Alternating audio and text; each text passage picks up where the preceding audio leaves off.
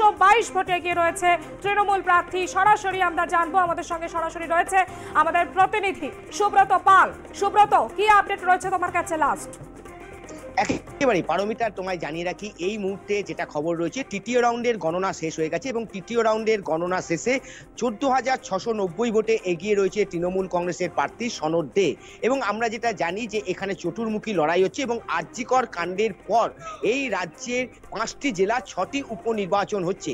এই 6টি উপনির্বাচনে শাসক দলের জয় যে একেবারে নিশ্চিত সে বিষয় নিয়ে কিন্তু কোনো সন্দেহ নেই। কিন্তু প্রশ্ন হচ্ছে এই নির্বাচনের ক্ষেত্রে সব থেকে রাজনৈতিক মহলের যেটা নজর রয়েছে যে বিরোধী যারা রয়েছেন সেই বিরোধী অর্থাৎ যে বিরোধী প্রধান শক্তি বিজেপি, তাদের যে ভোট সেই ভোট তারা ধরে রাখতে পারবে না এই আরজিকর কাণ্ডের পর যেখানে বাম ফ্রন্ট যেভাবে আন্দোলনে নেমেছিল সেই বামফ্রন্টের ভোটের ব্যবধান বাড়বে, অর্থাৎ ভোটের সংখ্যা ভোটের অঙ্ক বাড়বে, এটাই দিকে কিন্তু তাকিয়ে রয়েছে গোটা রাজনৈতিক মহল। এবং আমরা জানি নৈহাটি বিধানসভার যে উপনির্বাচন, সেই নৈহাটি বিধানসভার উপনির্বাচনে চতুর্মুখী লড়াই হচ্ছে।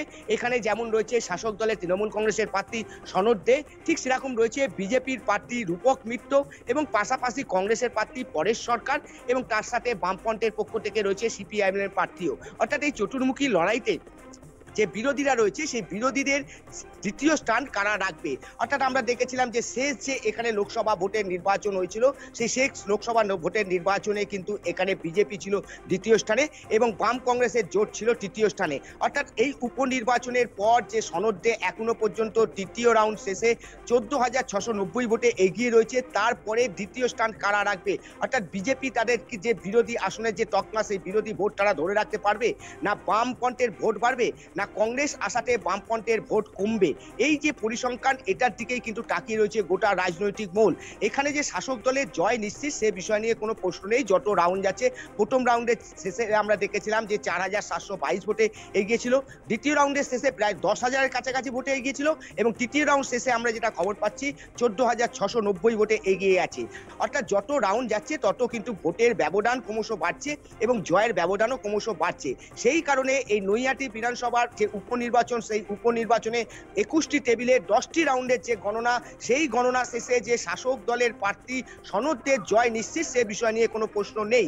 কিন্তু এখানে রাজনৈতিক মহল তাকিয়ে রয়েছে এইখানে যে বিরোধী আসনে থাকা বিজেপি, তাদের যে ভোট সেই ভোটের যে অঙ্ক শেষ লোকসভা ভোটে যারা যে সংখ্যা ভোট পেয়েছিল বা যে পার্সেন্টেজ ভোট পেয়েছিল সেই ভোট তারা ধরে রাখতে পারবে না বামফ্রন্টের যে 6% ভোট ছিল শেষ লোকসভা ভোটে তার থেকে তাদের ভোট বাড়বে না তাদের ভোট কমবে সেদিকে তাকিয়ে রয়েছে। কারণ এই 6% ভোটের মধ্যে কিন্তু বাম কংগ্রেসের একটা জোট ছিল শেষ লোকসভা ভোটে, কিন্তু এই ক্ষেত্রে বামফ্রন্ট আলাদা লড়াই করছে এবং কংগ্রেস আলাদা লড়াই করছে। সেই ক্ষেত্রে বামফ্রন্টের ভোট এবং কংগ্রেসের ভোট যোগ করে লোকসভা ভোটের থেকে ভোট বাড়বে না কমবে সেদিকেই তাকিয়ে রাজনৈতিক মহল। এবং আমরা যেটা জানি যে এই নৈহাটি বঙ্কিমাঞ্চল স্টেডিয়ামে যেখানে 1,22,000 যে ভোটাররা তাদের রায় দান করেছিলেন তার যে ভোট গণনা সেই ভোট গণনা প্রক্রিয়া চলছে এবং এখানে ত্রিস্তরীয় নিরাপত্তা ব্যবস্থায় কিন্তু মুড়ে ফেলা হয়েছে। এক কোম্পানি সিআরপিএফ রয়েছে 500 রাজ্য পুলিশ রয়েছে এবং যে আমরা যেটা জানি যে নৈহাটি স্টেডিয়ামের যে মূল প্রবেশদ্বার সেখান থেকে একেবারে 3টে নিরাপত্তা বলয় টপকে তবে কিন্তু যারা এই কেন্দ্রে রয়েছেন তারা কিন্তু এখানে ঢুকতে পারছেন। একদম সকালবেলা যখন তৃণমূল কংগ্রেসের প্রার্থী সনদ দে তার যে নিরাপত্তা রক্ষী তাদের নিয়ে ঢুকছিলেন সেই সময় কিন্তু এখানে যারা নিরাপত্তার দায়িত্বে ছিলেন তারা কিন্তু তাদের আটকে দেয় এবং নিরাপত্তা রক্ষীদের কিন্তু বাইরে পাঠিয়ে দেন। অর্থাৎ যে নিরাপত্তা বলয় রয়েছে সেই নিরাপত্তা বলয়ে কিন্তু একেবারে সবার জন্য সমান ব্যবস্থা করা হয়েছে এবং তারই মধ্যে দিয়ে কড়া নিরাপত্তা বলয়ের মধ্যে দিয়ে ভোট গণনা চলছে এবং তৃতীয় রাউন্ড শেষে 14,690 ভোটে এগিয়ে রয়েছে তৃণমূল কংগ্রেস প্রার্থী সনদ দে। পারমিতা, একেবারে সুব্রত, অবশ্যই নজর রাখো এর পরে কি উঠে আসে। আপাতত ধন্যবাদ তোমাকে সুব্রত পাল, আমাদের প্রতিনিধি। নৈহাটির খবর আমরা নিলাম, নৈহাটিতে এগিয়ে রয়েছে তৃণমূল কংগ্রেস প্রার্থী সনদ দে। এবার আমরা চোখ রাখবো ওয়েনারের দিকে। ওয়েনারে এগিয়ে রয়েছেন প্রিয়াঙ্কা গান্ধী। এখনো পর্যন্ত ভোট গণনা চলছে, সকাল থেকে ভোট গণনার দিকে আমরা নজর রেখেছি। ওয়েনারে 3,000 ভোটে এগিয়ে প্রিয়াঙ্কা গান্ধী। ওয়েনারে 3,000 ভোটে এগিয়ে রয়েছে প্রিয়াঙ্কা গান্ধী। আরো বিস্তারিত আমরা জানবো নিউজরুম থেকে। আমাদের সঙ্গে সরাসরি রয়েছে আমাদের প্রতিনিধি সুচারু মিত্র। সুচারু, কি আপডেট রয়েছে তোমার কাছে?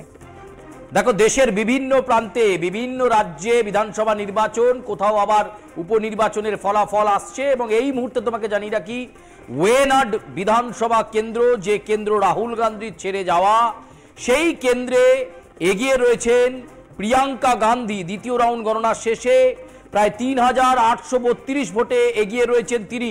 আবারও বলবো, যখন তোমার সঙ্গে কথা বলছি আরো বেশ খানিকটা ভোটে এগিয়ে গেলেন তিনি।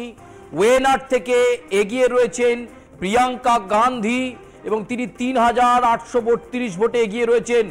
কংগ্রেস একেবারে অক্সিজেনের জায়গায় রয়েছে ওয়েনাড থেকে। আমি আগেও বলেছিলাম রাহুল গান্ধীর পাশে সবসময় ওয়েনাড ছিল এবং সেই ওয়েনাড কেন্দ্র কিন্তু কখনো কংগ্রেসকে বিফলে ফেলেনি বা বিপদে ফেলেনি। এক্ষেত্রে আবারও নির্বাচনী ফলাফলের প্রাথমিক ট্রেন্ড সেদিকেই দিক নির্দেশ করছে। দ্বিতীয় রাউন্ড গণনার শেষে ৩,৮৩২ ভোটে এগিয়ে রয়েছেন প্রিয়াঙ্কা গান্ধী। এবার আসি মহারাষ্ট্র এবং ঝাড়খণ্ডের দিকে। আমি একটা একটা করে ভেঙে ভেঙে বলবো। এই মুহূর্তে মহারাষ্ট্র এবং ঝাড়খণ্ডের ফলাফলের দিকে যাব।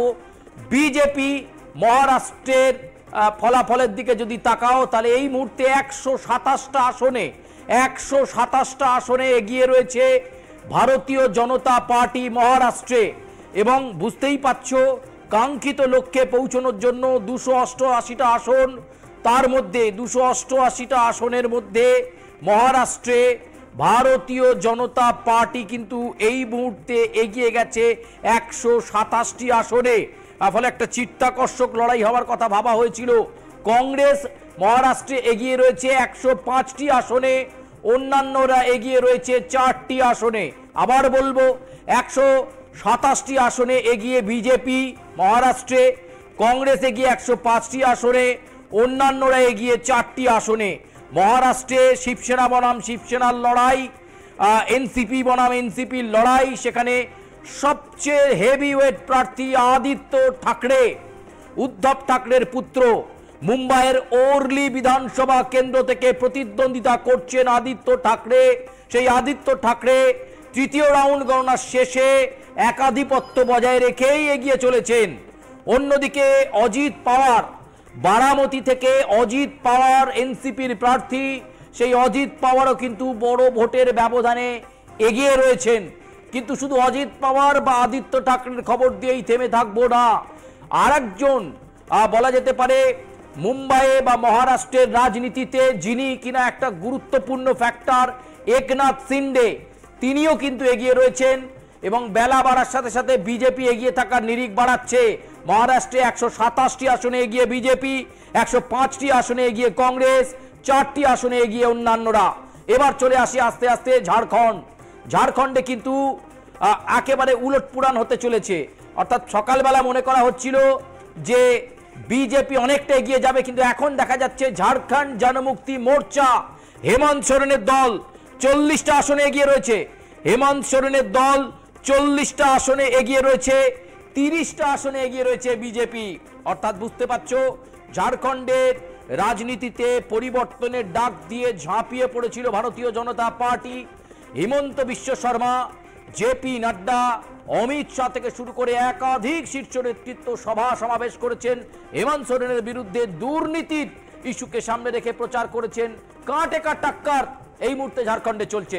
40টা আসনে এগিয়ে ঝাড়খণ্ড জনমুক্তি মোর্চা, 30টা আসনে এগিয়ে ভারতীয় জনতা পার্টি। হেমন্ত সোরেন, যার দিকে সবার নজর, তিনি প্রথম থেকেই পোস্টাল ব্যালটেও এগিয়েছিলেন। ইভিএম এর কাউন্টিং শুরু হয়েছে, প্রথম রাউন্ড শেষ হয়ে দ্বিতীয় রাউন্ড গণনার পথে। হেমন্ত সোরেন তিনি এগিয়ে রয়েছেন।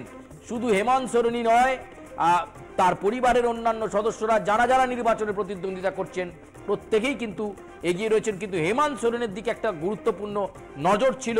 ঝাড়খণ্ডের রাজনীতিতে তিনি কতটা প্রভাব ফেলতে পারেন আমি প্রথমেই বলেছিলাম। জেল যাপন তার গায়ে কালি লেপে দেবে নাকি সহানুভূতির ভোট? এক্ষেত্রে এখনো পর্যন্ত প্রাথমিক ট্রেন্ড কিন্তু বলছে সহানুভূতির দিকেই একেবারে ভোট দিয়েছেন মানুষ। যে কারণে ঝাড়খণ্ডে ঝাড়খণ্ড জনমুক্তি মোর্চা 40টি আসনে এগিয়ে, বিজেপি এগিয়ে এই মুহূর্তে 30টি আসনে।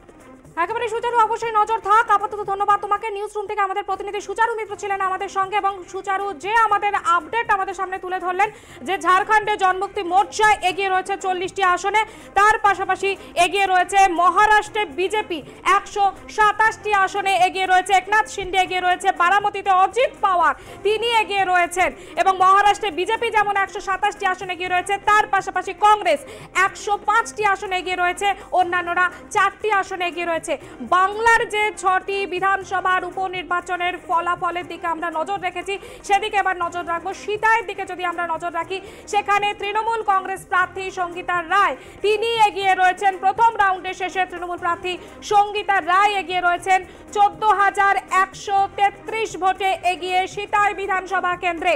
সরাসরি আমাদের সঙ্গে রয়েছে আমাদের প্রতিনিধি শরদিন্দু ধর। শরদিন্দু, লাস্ট আপডেট কি রয়েছে তোমার কাছে? দেখো, প্রথম রাউন্ডের শেষে সঙ্গীতা রায় তিনি তৃণমূল প্রার্থী, তিনি কিন্তু প্রায় 14,133 ভোটে এগিয়ে রয়েছেন এবং তিনি প্রায় প্রথম রাউন্ডের গণনা অনুযায়ী 15,000-এর একটু বেশি 15,505 ভোট পেয়েছেন এবং পাশাপাশি দ্বিতীয় স্থানে রয়েছে বিজেপি কিন্তু প্রার্থী রয়েছেন 1372 বা এরকম ভোট পেয়েছেন এবং সব মিলিয়ে কিন্তু যে ব্রেকআপটা এসছে যে সেখানে লক্ষ্য করা যাচ্ছে যে প্রথম রাউন্ডের শেষে কিন্তু সঙ্গীতা রায় তিনি কিন্তু প্রায় 14,133 ভোটে এগিয়ে রয়েছেন এবং যে ট্রেন্ড রয়েছে প্রায় 12টা রাউন্ড হবে, সেই 12টা রাউন্ড অনুযায়ী কিন্তু এখানে যে ভোট গণনা হচ্ছে এবং যেটা আমি সকালেও জানালাম যে তৃণমূলের এই সিতাই বিধানসভা কেন্দ্র কিন্তু বরাবরই একটা শক্ত ঘাঁটি এবং এই শক্ত ঘাঁটিতে তৃণমূলের যে জয় সেটা কিন্তু জেলা নেতৃত্ব জানেন যেটা শুধু সময়ের অপেক্ষা এবং সেই জয়ের মার্জিন তারা হাজার না লাখে পৌঁছাবেন সেটাই কিন্তু এখন তৃণমূল নেতৃত্ব তারা কিন্তু তাদের সেই হিসাব নিকেশ তারা করেছিলেন এবং তৃণমূলের জেলা সভাপতি তিনিও জানিয়েছিলেন গতকাল যে তাদের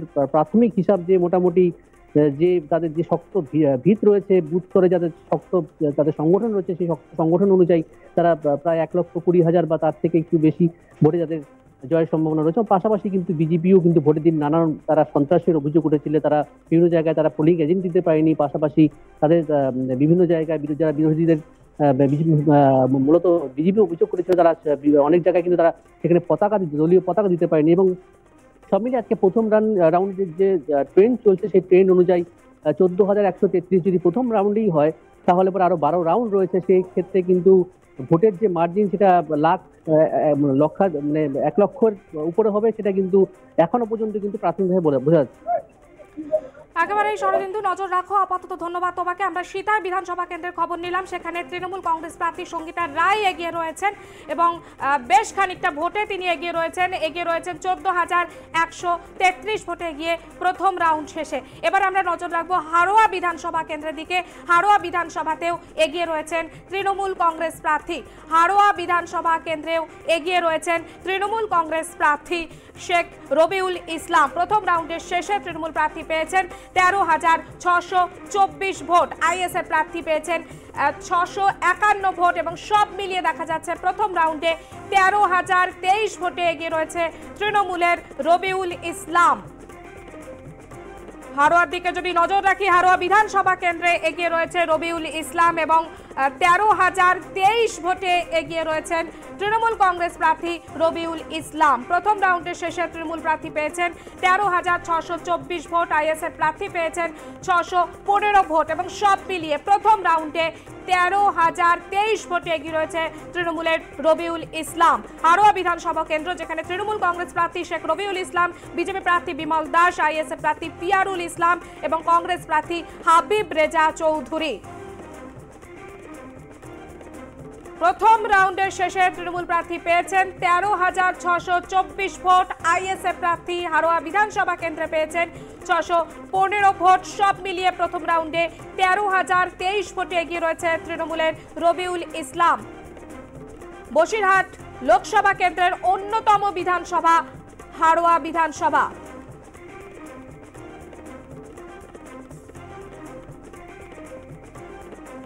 চলছে 6টি বিধানসভা কেন্দ্রের উপনির্বাচনের ফলাফল এবং যার দিকে আমরা প্রত্যেক মুহূর্তে নজর রেখেছি। একদিকে যেমন সিতাই বিধানসভা কেন্দ্র, সেখানে তৃণমূল কংগ্রেস প্রার্থী সঙ্গীতা রায় তিনি এগিয়ে রয়েছেন। তার পাশাপাশি মাদারিহাট বিধানসভা কেন্দ্রের দিকে যদি নজর রাখি আমরা, সেখানে এখনো অবধি যে গণনা পর্ব চলছে সেখানেও তৃণমূল কংগ্রেস প্রার্থী জয়প্রকাশ টেম্পো তিনি এগিয়ে রয়েছেন। নৈহাটি বিধানসভা কেন্দ্র, সেখানেও তৃণমূল কংগ্রেস প্রার্থী সনদ দে এখনো পর্যন্ত এগিয়ে রয়েছেন। হাড়োয়া বিধানসভা কেন্দ্র, সেখানেও তৃণমূল কংগ্রেস প্রার্থী শেখ রবিউল ইসলাম এগিয়ে রয়েছেন। রয়েছেন এবং তালডাংরা বিধানসভা কেন্দ্র সেখানেও এগিয়ে রয়েছেন তৃণমূল কংগ্রেস প্রার্থী ফাল্গুনী সিংহ বাবু। 6টি যে বিধানসভা কেন্দ্রের উপনির্বাচন এবং প্রত্যেক মুহূর্তের আপডেট আমরা আপনাদের সামনে তুলে ধরছি। মেদিনীপুর বিধানসভা কেন্দ্র সেখানে এগিয়ে রয়েছে তৃণমূল কংগ্রেস প্রার্থী সুজয় হাজরা। আমরা যদি 2021-এর বিধানসভার দিকে নজর রাখি তাহলে দেখতে পাবো মাদারিহাট বাদে যে আরো 5টি বিধানসভা কেন্দ্র রয়েছে সেখানে জয়লাভ করেছিল তৃণমূল। এখন কিন্তু একটা প্রশ্ন উঠেই আসছে যে মাদারিহাট যেটা বিজেপির দখলে ছিল সেই মাদারিহাট রক্ষা করতে পারবে কিনা বিজেপি। আর এই 6টি বিধানসভা কেন্দ্র সেদিকেই 6টি বিধানসভাতেই তৃণমূল কংগ্রেস জয়লাভ করবে কিনা সেদিকে নিশ্চয়ই নজর থাকবে। হারোয়া বিধানসভা কেন্দ্র যেখানে এগিয়ে রয়েছে তৃণমূল কংগ্রেস প্রার্থী রবিউল ইসলাম। সমস্ত আপডেট আমরা নেব হারোয়া বিধানসভা কেন্দ্র থেকে। আমাদের সঙ্গে সরাসরি রয়েছে আমাদের প্রতিনিধি শ্যাম।